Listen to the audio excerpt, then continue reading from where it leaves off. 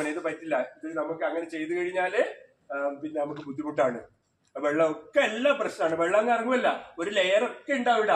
മണ്ണിന്റെ അടിയിൽ ഒരു ലെയർ ഇട്ടിക്കഴിഞ്ഞാൽ വെള്ളം ഇറങ്ങില്ല. വെള്ളം ഇറങ്ങി കഴിഞ്ഞില്ലെങ്കിലോ നമുക്ക് കുടിവെള്ളം അടുത്ത വർഷം കിണറിന് ഒന്നും ഉണ്ടാവില്ല. അപ്പൊ അതുകൊണ്ട് അത് പാടില്ലേ എന്ന് പറയാൻ കൂടി നിങ്ങൾ തയ്യാറാവണം. നിങ്ങൾ ചെയ്യാൻ പാടില്ല, ഈ അരുതാത്ത പ്രവൃത്തി ചെയ്യുന്നവരെ നിങ്ങൾ തടയണം. അതൊന്നും നോക്കണ്ട, എത്ര നിങ്ങൾക്ക് വേണ്ടപ്പെട്ടവരും പറയണം അത് ചെയ്യില്ല എന്ന് പറയും. ഏട്ടനോട് പറയണം, ഏട്ടാ ചെയ്യില്ലേ, ചെയ്യാൻ പാടില്ല, അങ്ങനെ പറയണം. ഓരോരുത്തർ അങ്ങനെ തന്നെ അടുത്തോടുകൂടി പറയാ. അങ്ങനെ ചെയ്തു കഴിഞ്ഞാൽ ആത്യന്തികമായിട്ട് നമുക്ക് ഇനിയെങ്കിലും ഇപ്പൊ നിലവിലുള്ള അവസ്ഥയെങ്കിലും നിലനിർത്താൻ വേണ്ടി സാധിക്കും.